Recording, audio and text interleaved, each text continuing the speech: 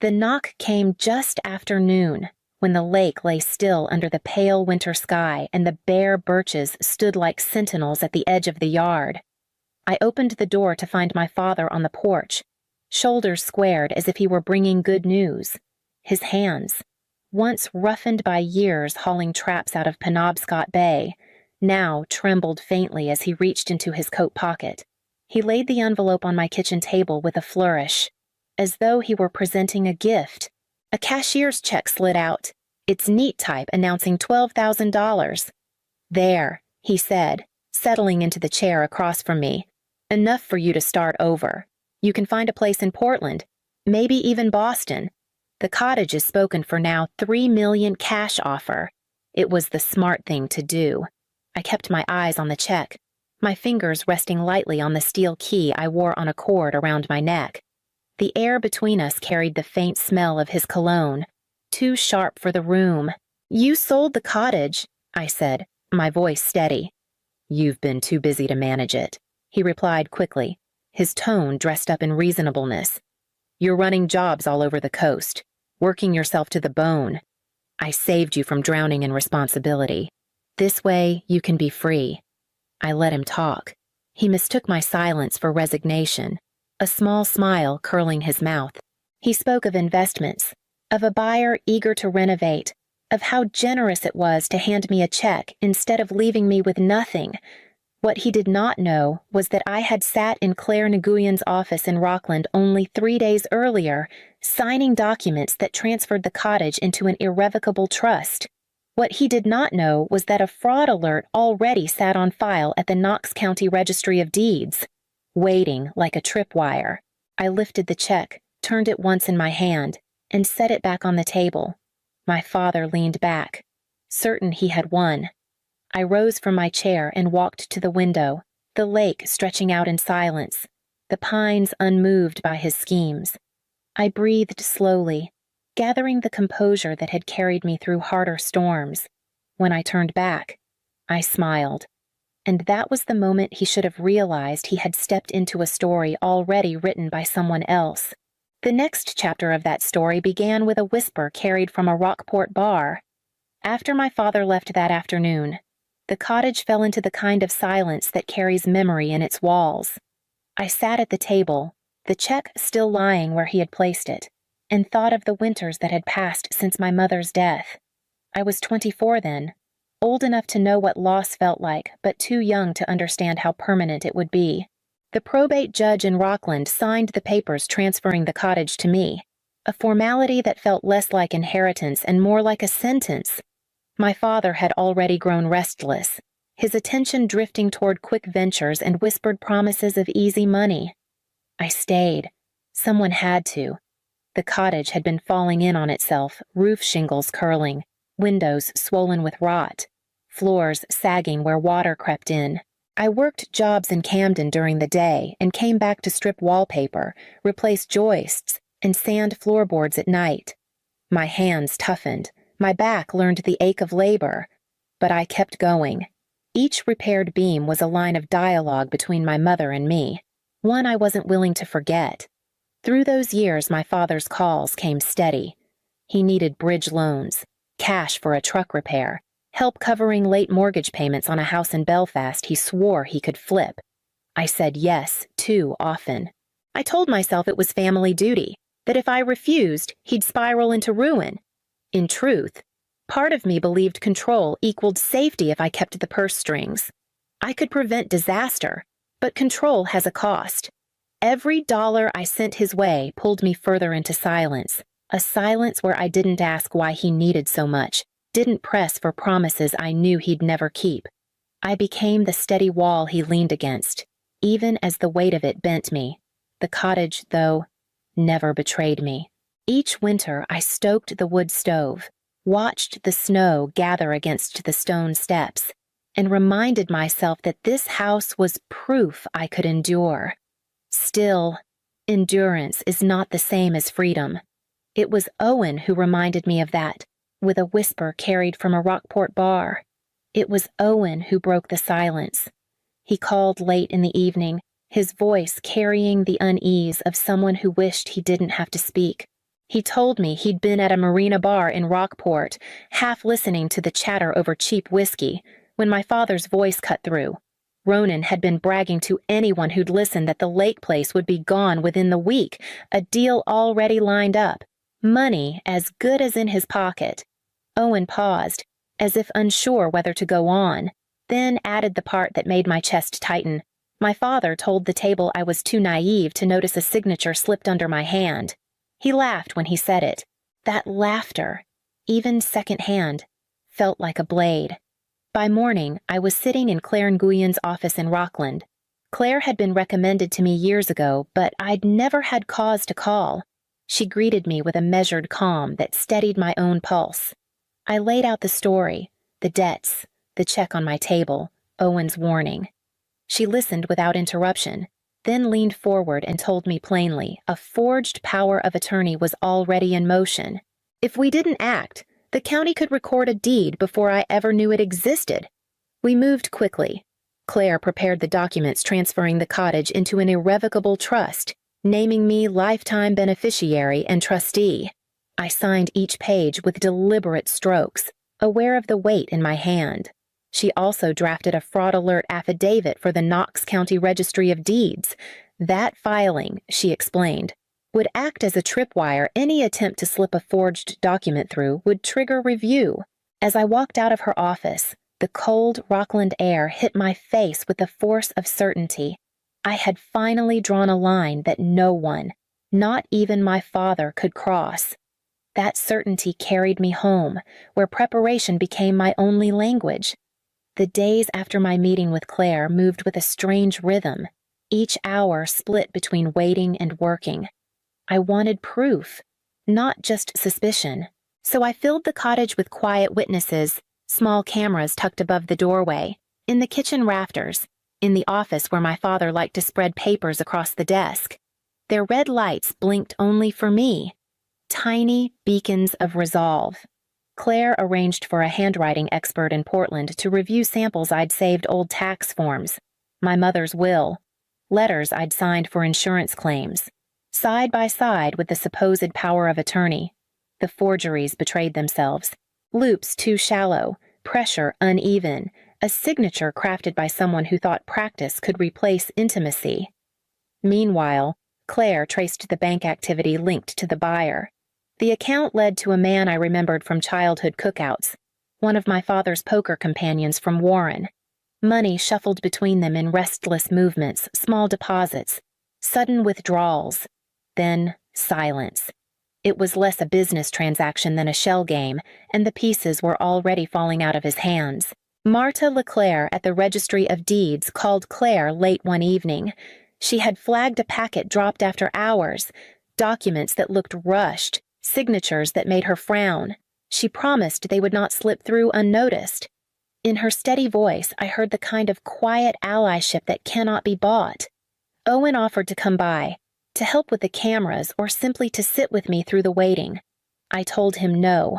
Control felt safer than company, and I convinced myself I needed to steer every detail alone. His disappointment was soft but audible before he hung up. I hated myself a little for it, but I could not let anyone touch the edges of my plan. By the time my father called to invite me to dinner, I was ready to let the stage set itself. The Summit Grill sat on the Rockland waterfront, glass windows framing the breakwater light against a pale horizon. My father had chosen it with the flourish of a man celebrating victory. When I arrived, he was already at the table, a bottle of wine chilling in its bucket, menus spread out like props in a play. "Sit down. Sable," he said, his voice full of cheer. "This is a night for goodbyes, but also for beginnings. You'll see." I took my seat, folding the napkin across my lap as if nothing in me trembled. He poured 2 glasses of wine, raising his in a toast. "To your freedom," he said. "No more carrying that place alone. I've relieved you of the burden." I let my glass touch his, though I didn't drink. He leaned back, satisfaction lighting his face. "You should be thanking me. $3 million isn't a bad price. I've secured our future. And the $12,000. That's my way of making sure you land on your feet. The words slid over me like ice. He wanted me grateful for being cut out of my own life. Instead, I smiled faintly, the expression he mistook for surrender. Halfway through the meal, Claire walked in. She pretended surprise when she spotted me, asked if she might join us. My father's brows rose, but he gestured politely to the empty chair. He still believed he held every card. As the waiter cleared our plates, he began to talk more freely, perhaps emboldened by the wine. His voice grew softer, edged with something raw. You know, Sable, your mother always favored you, even in her will. That house should have been mine by rights. I built the dock, repaired the roof, paid the taxes when she couldn't. And what did the judge do? Handed it all to you like I was some afterthought. I watched him carefully. Beneath the swagger lay the wound that drove every scheme. He hadn't just sold the cottage he had been trying to erase the slight he believed my mother carved into stone the day probate ended. Claire caught my eye and gave the smallest nod. The mask was slipping. The stage was nearly set for the truth that would break him open.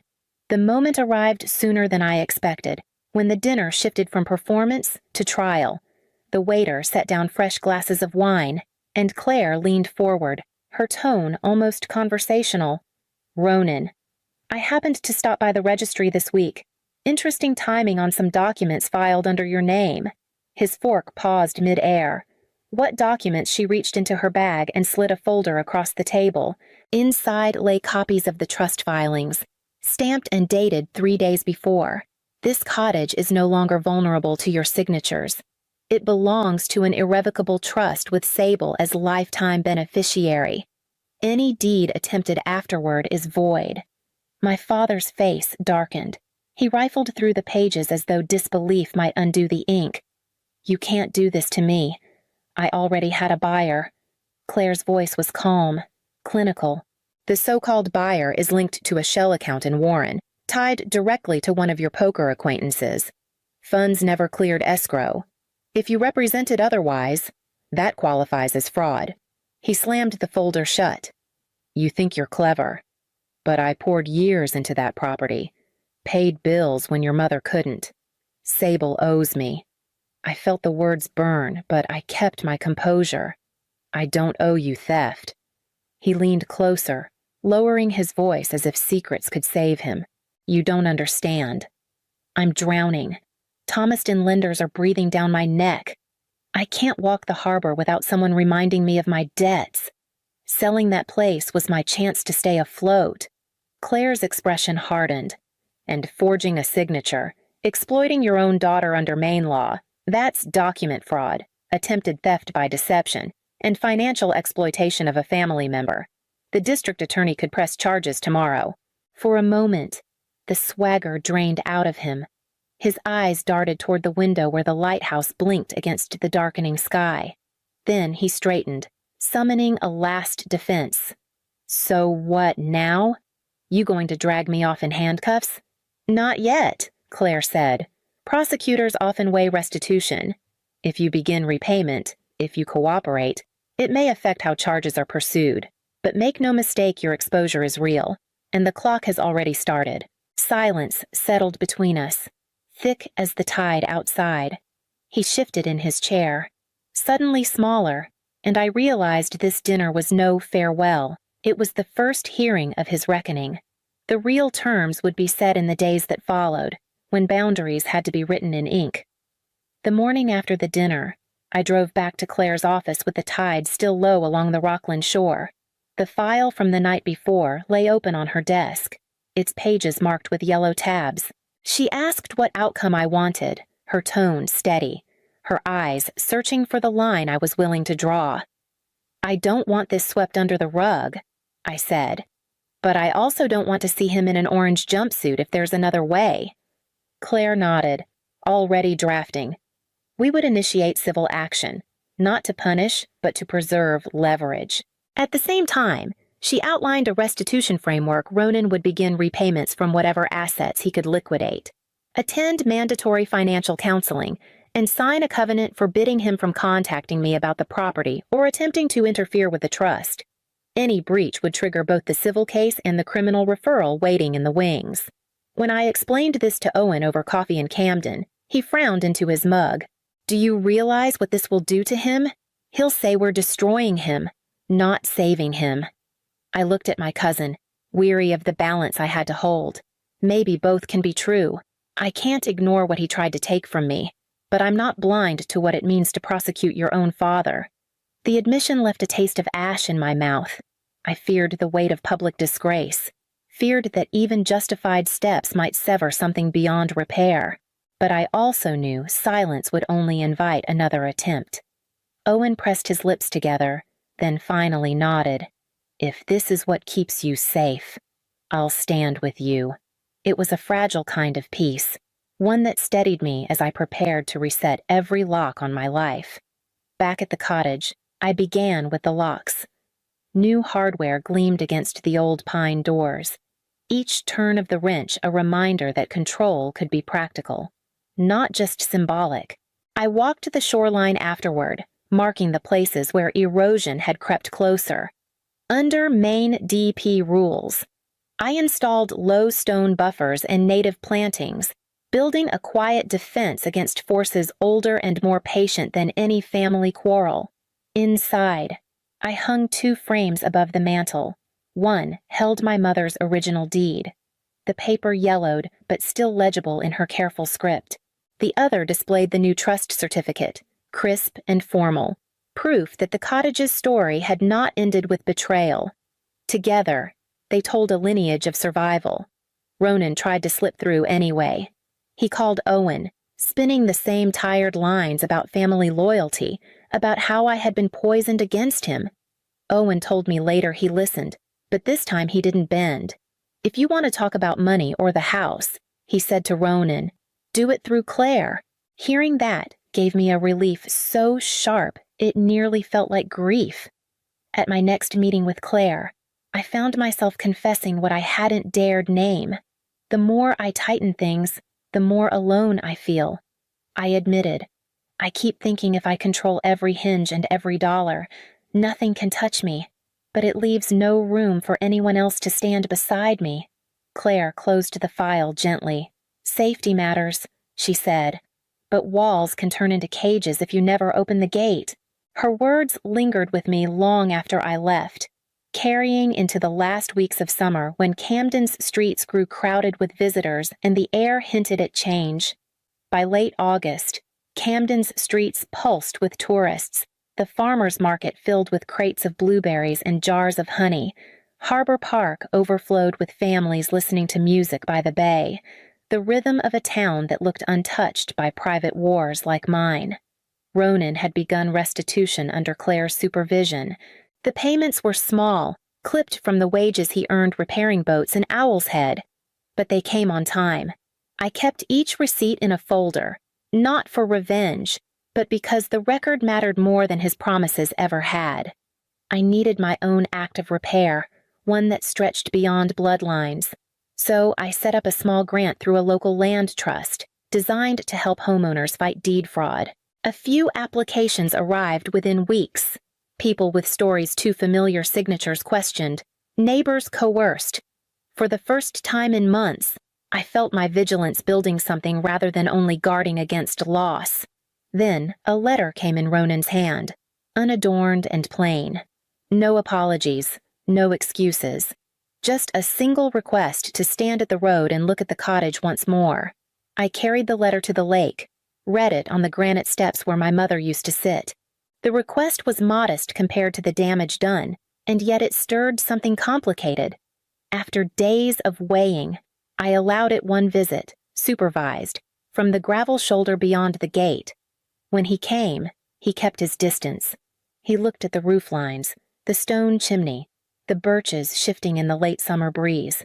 His face was unreadable, but his silence was the closest thing to respect I had ever received from him. By September, I understood the future would be written in boundaries, not bargains. A year passed in measured increments, marked not by drama but by steady, deliberate steps. Each month, Claire sent me updates Ronan's partial compliance, small payments logged, counseling sessions attended. None of it erased what he had done, but it carved a rhythm of accountability I could live with.